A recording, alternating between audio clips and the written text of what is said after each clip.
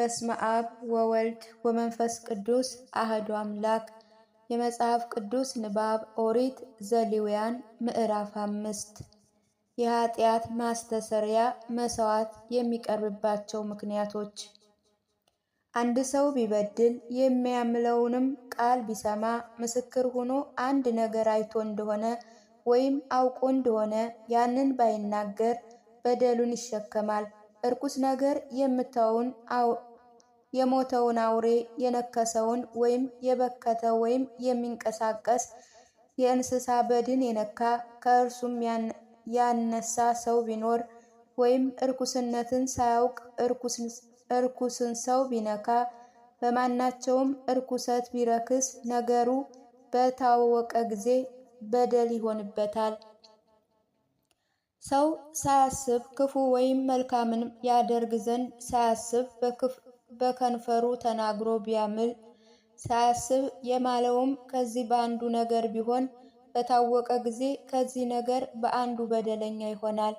ከዚህ ነገሮች በአንዲቱ በደለኛ ቢሆን የሰራውን ኃጢአት ይናዘዛል። እግዚአብሔርን ስለ በደሉና ስለ ሰራው ኃጢአት ከበጎች ነውር የሌለበትን እንስት በግ ወይም ከፍየሎች እንስት ፍየል ያመጣል። ካህኑ ስለ ኃጢአቱ ያስተሰርይለታል፣ ኃጢአቱም ይሰረይለታል። ስለ ሰራው ኃጢአት የበግ መግዣ ገንዘብ በእጁ ባይኖረው ግን 2 ዋኖች ወይም 2 የእርግብ ግልገሎች አንዱን ለኃጢአት መስዋዕት ሁለተኛውን ለሚቃጠል መስዋዕት ለእግዚአብሔር ያቀርባል። ወደ ካህኑም ያመጣቸዋል። ካህኑ አስቀድሞ ለኃጢአት መስዋዕት የሚሆን ያቀርባል። ራሱንም ከአንገቱ ይቆለምመዋል፣ ነገር ግን አይቆርጠውም። ከኃጢአቱ መስዋዕት ደም በመሰዊያው ግድግዳ ላይ ይረጫል። የተረፈውን ደም ከመሰዊያው በታች ያንጠፈጥፋል። እርሱ የኃጢአት መስዋዕት ነውና። እንደ ሥርዓቱም ሁለተኛውን ለሚቃጠል መስዋዕት ያዘጋጀዋል። ካህኑም ስለ ሠራው ኃጢአት ያስተሰርይለታል፣ ኃጢአቱም ይሰረይለታል። 2 ዋኖችም ወይም 2 የእርግብ ግልገሎች ለማምጣት ገንዘብ በእጁ ባይኖረው ስለ ሠራው ኃጢአት የኢፍ መስፈሪያ 10ኛ ክፍል መልካም የስንዴ ዱቄት ለኃጢአት መስዋዕት ያቀርባል። የኃጢአት መስዋዕት ነውና ዘይትን አያፈስበትም፣ ዕጣንም አይጨምርበትም።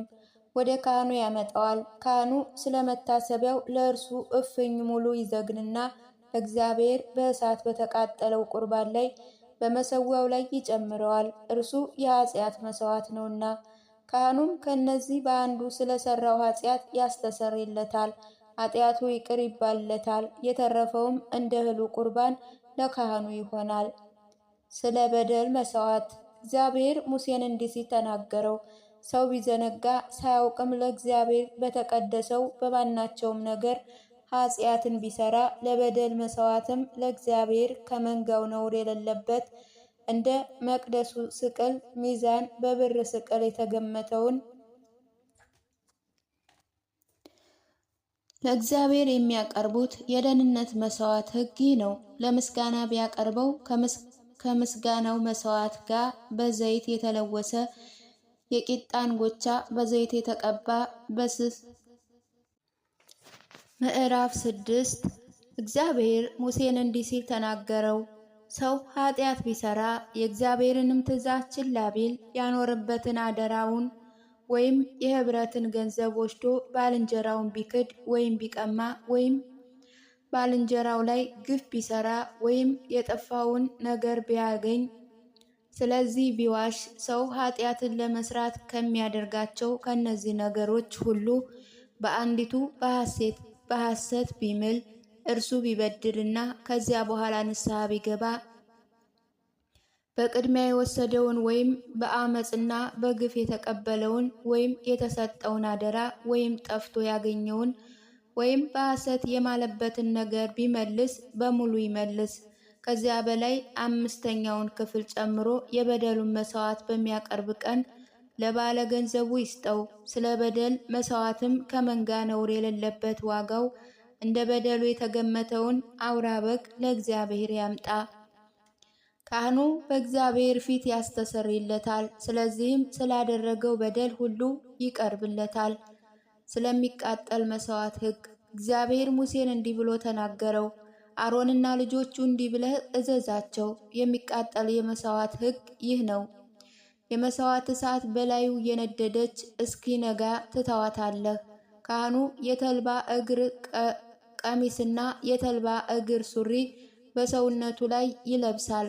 በመሠዊያው ላይ የሚቃጠለውን መሥዋዕት እሳቱን ከበላው በኋላ አመዱን አንስቶ በመሠዊያው አጠገብ ያፈሰዋል። ልብሱንም ያወልቃል፣ ሌላም ልብስ ይለብሳል። አመዱንም ተሸክሞ ከሰፈሩ ንጹሕ ወደሆነ ስፍራ ወደ ውጭ ያወጣዋል። እሳቱም በመሠዊያው ላይ ዘወትር ይነዳል፣ አይጠፋም። ካህኑ ማለዳ ማለዳ እንጨት ያቃጥልበታል። የሚቃጠለውን እሳት መሥዋዕት በዚያ ላይ ይረበርባል። በዚያም የደህንነት መሥዋዕት ስብ ያቀጥላል።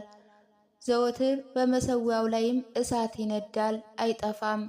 ስለ እህል ቁርባን የአሮን ልጆች በእግዚአብሔር ፊት በመሠዊያው ፊት ለፊት የሚያቀርቡት የመሥዋዕቱ ሥርዓት ይህ ነው። ካህኑ ከእህሉ ቁርባን መልካሙን የስንዴ ዱቄት ከዘይት ጋር እፍኝ ሙሉ ደግሞ በእህል ቁርባን ላይ ያለውን ዕጣን ሁሉ ያነሳል። ለእግዚአብሔርም በጎ መዓዛ ያለው የመታሰቢያ ቁርባን እንዲሆን ለመታሰቢያ ነውና በመሠዊያው ላይ ይጨምራል። ከእርሱ የተረፈውን አሮንና ልጆቹ ይበሉታል። ቂጣ ሆኖ በተቀደሰ ስፍራ ይበላል። በምስክሩ ድንኳን ዙሪያ ባለ አደባባይ ይበሉታል። በእርሾ ቦክቶ አይጋገር። ከእግዚአብሔር መሥዋዕት የሰጠኋችሁ ዕድል ፈንታ ይህ ነው። እርሱ እንደ ኃጢአትና እንደ በደል መሥዋዕት ቅዱስ ቅዱሳን ነው። ከካህናት ወገን ወንድ ሁሉ ይበላል። በዘመናችሁ ለዘላለም ሕግ ነው። ከሚቃጠል የእግዚአብሔር መሥዋዕት የሚነካ ሁሉ ቅዱስ ይሆናል። እግዚአብሔር ሙሴን እንዲህ ሲል ተናገረው። እርሱን በቀባህበት ቀን ለእግዚአብሔር የሚያቀርበው የአሮንና የልጆቹ መባ ይህ ነው። የኢፍ መስፈሪያ 10ኛ ክፍል መልካሙን ዱቄት እኩሌታውን በጠዋት እኩሌታውን በማታ ለዘወትር መሥዋዕት ያቀርባሉ። ከዘይት ጋር በምጣድ ላይ ያደርጉታል፣ ለውሰውም ያገቡታል። ለእግዚአብሔርም በጎ መዓዛ እንዲሆን የሚፈተት መሥዋዕት ነው። ከልጆቹም በእርሱ ፈንታ የተቀባ ካህን ያቀርበዋል። ለዘላለም ሥርዓት ነው፣ ሁል ጊዜ ይደረጋል። ካህኑም ያቀረቡት የእህል ቁርባን ሁሉ ፈጽሞ ይቃጠላል፣ ከእርሱም አንዳች አይበሉም። ስለ ኃጢአት ማስተስረያ መሥዋዕት እግዚአብሔር ሙሴን እንዲህ ሲል ተናገረው። አሮንና ልጆቹ እንዲህ ብለህ ንገራቸው፣ የኃጢአት መሥዋዕት ሕግ ይህ ነው። የሚቃጠል መሥዋዕት በሚታረድበት ስፍራ የኃጢአት መሥዋዕት በእግዚአብሔር ፊት ይታረድ፣ እርሱም ቅዱስ ቅዱሳን ነው። የሚሰዋ ካህን ይበላዋል። በምስክሩ ድንኳን ዙሪያ ባለው አደባባይ በተቀደሰው ስፍራ ይበሉታል። ሥጋውን የሚነካ ሁሉ ቅዱስ ይሆናል። ማናቸውም ልብስ ደግሞ ቢረጩበት የተረጨበት በተቀደሰ ስፍራ ያጥቡታል። የሚቀቀልበትን ሸክላ ይሰብሩታል። በነሐስም ዕቃ ቢቀቀል ይፈገፍጓሉ፣ በውሃ ያጥቡታል። ከካህናትም ወገን የሆነ ወንድ ሁሉ ከእርሱ ይበላል። እርሱ ቅዱስ ቅዱሳን ነው። ነገር ግን በመቅደሱ ውስጥ በማስተስረያ ይሆን ዘንድ ከደሙ ወደ ምስክሩ ድንኳን የሚገባ የኃጢአት መሥዋዕት ሁሉ አይበላም፣ በእሳት ይቃጠላል። ምዕራፍ 7 ስለ በደል መሥዋዕት ሕግ። የበደል መሥዋዕት ሕግ ይህ ነው። ቅዱስ ቅዱሳን ነው። የሚቃጠለውን መሥዋዕት በሚያርዱበት ስፍራ የበደሉን መሥዋዕት በግ በዚያ ያርዱታል። ደሙንም በመሠዊያው ላይ በዙሪያው ይረጩታል። ስቡንም ሁሉ ላቱንም የሆድ ዕቃውንም የሚሸፍነውን ስብ ሁሉ በአንጀቱ ላይ ያለውን ስብ፣ ሁለቱ ኩላሊቶቹ በእርሱ ላይና በጎድኑ አጠገብ ያለውንም ስብ፣ በጉበቱ ያለውንም መረብ ከኩላሊቶቹ ጋር ካህኑ ይለያል። ካህኑ ለእግዚአብሔር የእሳት ቁርባን እንዲሆን በመሠዊያው ላይ ይጨምረዋል። እርሱ የበደል መሥዋዕት ነው። ከካህናት ወገን የሆነ ወንድ ሁሉ ይበላዋል። በተቀደሰ ስፍራ ይበሉታል። ቅዱስ ቅዱሳን ነው። የኃጢአት መሥዋዕት እንደሆነ እንዲሁ የበደል መሥዋዕት ነው። ለሁለቱ አንድ ሕግ ነው። በእነርሱ የሚያስተሰርይ ካህንም ይወስዳሉ። የሰውን የሚቃጠል መስዋዕት የሚያቀርብ ካህን ያቀረበው የሚቃጠለውን መስዋዕትም ቁርባን ለዚያው ካህን ይሆናል። በእቶን የተጋገረ የእህል ቁርባን ሁሉ በመቀቀያ ወይም በምጣድ የበሰለ ሁሉ ለሚያቀርበው ካህን ይሆናል። በዘይትም የተለወሰ ወይም የደረቀ የእህል ቁርባን ሁሉ ለአሮን ልጆች ሁሉ ይሆናል፣ ለእያንዳንዱ እኩል ይሆናል። ስለ ደህንነት መስዋዕት ለእግዚአብሔር የሚቀርቡት የደህንነት መስዋዕት ሕግ ነው። ለምስጋና ቢያቀርበው በምስጋናው መስዋዕት ጋር በዘይት የተለወሰ የቂጣ እንጎቻ፣ በዘይት የተቀባ ስስ ቂጣ፣ በዘይት የተለወሰ መልካም የስንዴ ዱቄት ያቀርባል። ለምስጋና የሚሆን የደህንነት መስዋዕት ባቀረቡ ጊዜ እርሾ ያለበትን ህብስት ያቀርባል። ከቁርባኑ ሁሉ የእግዚአብሔርን ድርሻ ከእርሱ አንዱን ያነሳል። እርሱ የደህንነት መስዋዕት ደም ለሚረጨው ካህን ይሆናል። ለምስጋና የሚሆን የደህንነት መስዋዕት ሥጋ ለእርሱ ነው። በሚቀርብበትም ቀን ይበሉታል። ከእርሱ እስከ ነገ ማታ አያተርፉም። የቁርባኑ መስዋዕት የስዕለት ወይም የፍቃድ ቢሆን መስዋዕቱ በሚቀርብበት ቀን ይበሉታል። ከእርሱ የቀረውን በነጋ ይበሉታል። ከመስዋዕቱ ሥጋ እስከ 3ኛ ቀን የሚቆየውን በእሳት ያቃጥሉታል። በ3ኛ ቀን ከደህንነት መስዋዕት ሥጋ ቢበላ አይሰምርም። ላቀረበው ሰው የተጠላ ይሆንበታል እንጂ ቁርባን ሆኖ አይቆጠርለትም። ከእርሱ የበላ ሰውም ኃጢአቱን ይሸከማል። እርኩስ ነገር የሚነካውን ሥጋ አይብሉት፣ በእሳት ያቃጥሉት እንጂ። ንጹሕ የሆነ ሰው ሁሉ ግን ከሥጋው ይብላ። ኃጢአት ሳለበት ለእግዚአብሔር ከሆነ ከደህንነት መስዋዕትም ሥጋ የበላች ሰውነት ያቺ ሰውነት ከሕዝቡ ተለይታ ትጥፋ።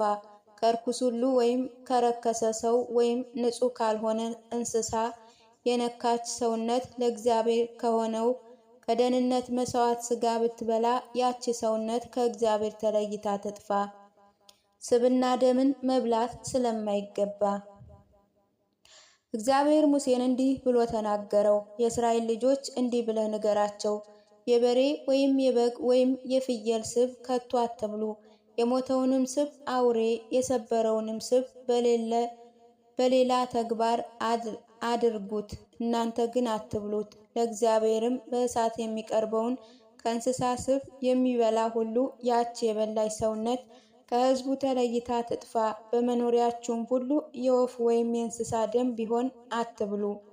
ደም የምትበላ ሰውነት ሁሉ ያች ሰውነት ከሕዝቡ ተለይታ ትጥፋ። የደህንነቱና ከሚቃጠለው መስዋዕት የካህኑ ዕድል ፈንታ። እግዚአብሔር ሙሴን እንዲህ ብሎ ተናገረው።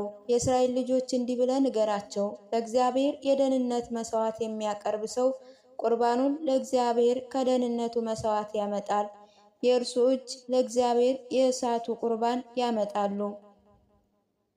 ፍርምባው በእግዚአብሔር ፊት ቁርባን ያቀርብ ዘንድ በጉበቱ ላይ ያለውን መረብና የፍርምባውን ስብ ያመጣል። ካህኑም ስቡን በመሰዊያው ላይ ይጨምራል። ፍርምባውም ለአሮን ልጆች ይሁን። ከደህንነት መስዋዕት ቀኝ ወሮቹ ለማንሳት ቁርባን እንዲሆን ለካህኑ ትሰጡታላችሁ። ከአሮን ልጆች የደህንነት መስዋዕት ደሙን ስቡን ለሚያቀርብ ለእርሱ ቀኝ ወሮች ዕድል ፈንታ ይሁን። ፍርምባውን የቀኝ ወሮች ከእስራኤል ልጆች ከደህንነት መስዋዕትም ወስጃለሁ። ለካህኑ ለአሮንና ለልጆቹ ለዘላለምም ሕግ እንዲሆን ከእስራኤል ልጆች ዘንድ ሰጥቻለሁ። እግዚአብሔር በክህነት ያገለግል ዘንድ በተቀቡበት ቀን ለእግዚአብሔር ከሆነ ከእሳት ቁርባንና የአሮን የልጆቹ ሕግ ነው። ለልጅ ልጆችም ለዘላለም ሕግ እንዲሆን በቀባቸው ቀን የእስራኤል ልጆች ይሰጧቸው ዘንድ እግዚአብሔር ያዘዘው ይህ ነው። የሚቃጠል መስዋዕት፣ የእህል ቁርባን፣ የኃጢአት የበደል መስዋዕት፣ የቅድስና የደህንነት መስዋዕት ሕግ ይህ ነው። እግዚአብሔር በሲና ምድረ በዳ ቁርባናቸው በእግዚአብሔር ፊት ያቀርቡ ዘንድ ለእስራኤል ልጆች ባዘዘ ጊዜ በሲና ተራራ ለሙሴ ያዘዘው ይህ ነው። ምዕራፍ 8 ስለ አሮንና ስለ ልጆቹ ቅብዓት ክህነት። እግዚአብሔር ሙሴን እንዲህ ብሎ ተናገረው። አሮንና ከእርሱ ጋር ልጆቹን ልብሱንም የቅብዓቱንም ዘይት ለኃጢአት መስዋዕት የሚሆነውን ወይፈን ሁለቱንም አውራ በግ የቂጣውንም እንጀራ ሞሰብ ውሰድ። ማህበሩ ሁሉ ወደ ምስክሩ ድንኳን ደጃፍ ሰብስበው። ሙሴ እግዚአብሔር እንዳዘዘው አደረገ። ማህበሩ ሁሉ ወደ ምስክሩ ድንኳን ደጃፍ ሰበሰበ። ሙሴ ማህበሩን እግዚአብሔር ታደርጉ ዘንድ ያዘዘው ነገር ይህ ነው አላቸው። ሙሴ አሮንና ልጆቹን አቀረበ፣ በውሃም አጠባቸው፣ እጅ ጠባብም አለበሳቸው፣ በመታጠቂያም አስታጠቀ። የበፍታውንም ቀሚስ አለበሰ፣ ልብሰ መትከፍቱ ደረበለት። በልብሰ መትክፍ አሰራር ላይ በብልሃት በተለጠፈ ቋድ አስታጠቀውና በእርሱ ላይ አሰረው። ልብሰ እንግዳውንም በእርሱ ላይ አደረገ። በልብስ እንግድው ላይ የምልክት የሆነውን መገለጫውን አኖረበት። እግዚአብሔርም ሙሴን እንዳዘዘው በራሱ ላይ አክሊልን አደረገለት። በአክሊሉ ላይ በፊቱ በኩል የተቀደሰውን የወርቅ መርገፍ አደረገ። ሙሴ የቅብዓቱን ዘይት ወሰደ፣ ከእርሱም በመሰዊያው ላይ 7 ጊዜ ረጨ። የቀድሳቸውም ዘንድ መሰዊያውን፣ ዕቃውን ሁሉ፣ የመታጠቢያውንም ስህን፣ መቀመጫውንም፣ ቅባ ድኳኖችና ዕቃውን ሁሉ ቀብቶ ቀደሳቸው።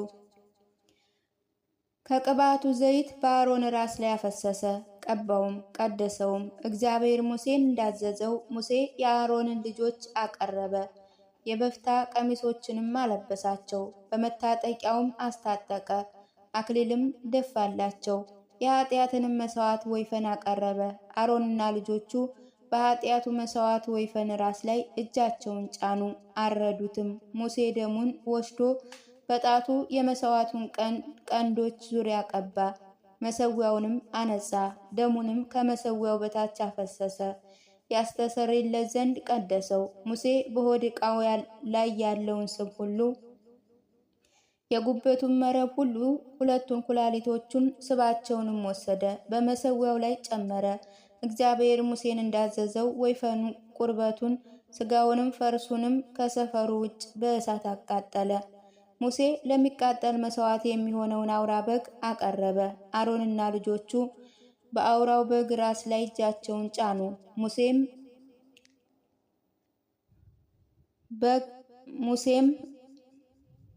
በግ አረደው፣ ደሙንም በመሠዊያው ዙሪያ ረጨው። አውራውንም በግ የብልቱን ቆርጦ ሙሴ ጭንቅላቱን፣ ብልቶቹን፣ ስቡንም ጨመረ። የሆድ ዕቃውንም እግሮቹንም በውሃ አጠበ። ሙሴ አውራውን በግ ሁሉ በመሠዊያው ላይ ጨመረ። ይህ በጎ መዓዛ እንዲሆን የሚቃጠል መሥዋዕት ነበር። እግዚአብሔር ሙሴ እንዳዘዘው ለእግዚአብሔር የእሳት ቁርባን ነበር። ሙሴ ለቅድስና የሚሆን 2ኛውን አውራ በግ አቀረበ። አሮንና ልጆቹ በአውራው በግ ራስ ላይ እጃቸውን ጫኑ፣ አረዱትም። ሙሴም ከደሙ ወስዶ የአሮን የቀኝ ጆሮውን ጫፍ፣ የቀኝ እጁንም አውራ ጣት፣ የቀኝ እግሩን አውራ ጣት ቀባ። የአሮን ልጆችም አቀረበ። ሙሴ የቀኝ ጆሮአቸውን ጫፍ፣ የቀኝ እጃቸውን አውራ ጣት፣ የቀኝ እግራቸውንም አውራ ጣት ከደሙ ቀባ። ሙሴ ደሙን በመሠዊያው ዙሪያ ረጨ። ስቡንም፣ ላቱንም፣ በሆድ ዕቃውም ላይ ያለውን ስብ ሁሉ፣ የጉበቱንም መረብ፣ 2ቱንም ኩላሊቶች፣ ስባቸውን፣ ቀኝ ወረቶችን ወሰደ። በእግዚአብሔር ፊትም ካለው የቅድስና ሞሰብ 1 የቂጣ እንጎቻ፣ 1ም የዘይት እንጀራ፣ 1ም ስስ ቂጣ ወስዶ በስቡና በቀኝ ወሮቹ ላይ አኖራቸው። ሁሉንም በአሮን በልጆቹ እጅ ላይ አደረገ። በእግዚአብሔርም ፊት ቁርባኑን አቀረበ። ምዕራፍ 9 አሮን መሥዋዕት ስለማቅረቡ። በ8ኛ ቀን እንዲህ ሆነ፣ ሙሴ አሮንና ልጆቹን የእስራኤልንም ሽማግሌዎች ጠራ። ሙሴ አሮንን አለው፣ ስለ ኃጢአት መሥዋዕት ከመንጋው እንቦሳውን፣ ስለሚቃጠል መሥዋዕት አውራውን በግ ወስደህ በእግዚአብሔርም ፊት አቅርባቸው። የእስራኤል ልጆች ለኃጢአት መሥዋዕት አውራ ፍየልን፣ ለሚቃጠል መሥዋዕት ነውር የሌለባቸውን 1 ዓመት የሆናቸውን ጥጃና ጥቦትን፣ ለደህንነት መሥዋዕት በሬና አውራ በግን በዘይት የተለወሰ የእህል ቁርባን በእግዚአብሔር ፊት ይሰሩ ዘንድ ወሰዱ። ዛሬ እግዚአብሔር ይገለጥላቸዋልና ብለህ ንገራቸው። ሙሴ ያዘዛቸውን ወደ ምስክሩ ድንኳን ደጃፍ አመጡ። ማኅበሩ ሁሉ ቀርበው በእግዚአብሔር ፊት ቆሙ። ሙሴ ታደርጉት ዘንድ እግዚአብሔር ያዘዛችሁ ቃል ይህ ነው፣ የእግዚአብሔርንም ክብር ይገልጥላችኋል አለ። ሙሴ አሮንን ወደ መሥዋዕት ቀርበህ የኃጢአት መሥዋዕትን የሚቃጠል መሥዋዕትን ሰዋ፣ ለራስና ለወገንህም አስተሰሪ። እግዚአብሔር እንዳዘዘው የኃጢአት ቁርባን አቀረበ፣ አስተሰረየላቸው አለው። አሮንም ወደ መሠዊያው ቀርቦ ስለ ራሱ ኃጢአት መሥዋዕት የሆነውን ጥጃ አረደው። የአሮንም ልጅ ደሙን አቀረቡለት። ጣቱንም በደሙ ውስጥ ነክሮ የመሠዊያውን ቀንዶች ቀባ፣ ደሙንም ከመሥዋዕቱ በታች አፈሰሰው። እግዚአብሔር ሙሴ እንዳዘዘው ከኃጢአቱ መሥዋዕት ስቡንና ኩላሊቶቹን የጉበቱንም መረብ በመሠዊያው ላይ ጨመረ። ሥጋውንም ቁርበቱንም ከሰፈር ውጭ በእሳት አቃጠሉ። የሚቃጠለውን መሥዋዕት አረደ። የአሮንም ልጅ ደሙን አመጡለት፣ እርሱም በመሠዊያው ላይ በዙሪያው ረጨው። የሚቃጠልም መሥዋዕት በየብልቱ ራሱን አመጡለት፣ እርሱም በመሥዋዕት በየብልቱ ራሱንም አመጡለት፣ እርሱም በመሠዊያው ላይ ጨመረው። የሆድ ዕቃውንም እግሮቹንም በውሃ አጠበ፣ በመሠዊያውም የሚቃጠል መሥዋዕት ላይ ጨመረው። ከዚያ በኋላ የእግዚአብሔር ቁርባን አቀረበ። ስለ ኃጢአቱ ለኃጢአት መሥዋዕት የሆነውን ፍየል ወስዶ አረደው፣ አነጻውም፣ እንደ ፊተኛውም ለየው። የሚቃጠለውን መሥዋዕት አቀረበ፣ እንደ ሥርዓቱም አደረገ። የስንዴውንም መሥዋዕት አቀረበ፣ ከእርሱም እፍኝ ሙሉ ወስዶ በጠዋት ከሚቃጠለው መሥዋዕት ሌላ በመሠዊያው ላይ ጨመረ። ስለ ኃጢአት የሆነውን የደህንነት መሥዋዕትን በሬውንና አውራውን በግ አረደ። የአሮን ልጆች ደሙን አመጡለት፣ በመሠዊያውም ዙሪያ ረጨው። የበሬውን የአውራውንም በግ ስብ፣ ላቱንም፣ የሆድ ዕቃውንም የሚሸፍነውን ስብ፣ ሁለቱን ኩላሊቶቹን፣ በላያቸው ያለውን ስብ፣ የጉበቱንም መረብ አመጡለት። ስቡንም በፍርምባዎቹ ላይ አኖረ፣ ስቡንም በመሠዊያው ላይ ጨመረ። እግዚአብሔር ሙሴን እንዳዘዘው አሮን ፍርምባቸውንም ቀኝ ወረታቸውን በእግዚአብሔር ፊት ለየ። አሮንም እጆቹን ወደ እግዚአብሔር ዘረጋ፣ ባረካቸውም። የኃጢአቱንም የሚቃጠለውንም የደህንነቱን መሥዋዕት ከሰዋ በኋላ ወረደ። ሙሴና አሮን ወደ ምስክሩ ድንኳን ገቡ፣ ወጡም፣ ሕዝቡ ባረኩ። የእስራኤልም ክብር ለሕዝቡ ሁሉ ተገለጠ። እሳትንም ከእግዚአብሔር ዘንድ ወጣ፣ በመሠዊያው ላይ የሚቃጠለውንም መሥዋዕት ስቡንም በላ። ሕዝቡንም ሁሉ አይተው ተደነቁ፣ በግንባራቸውም ወደቁ።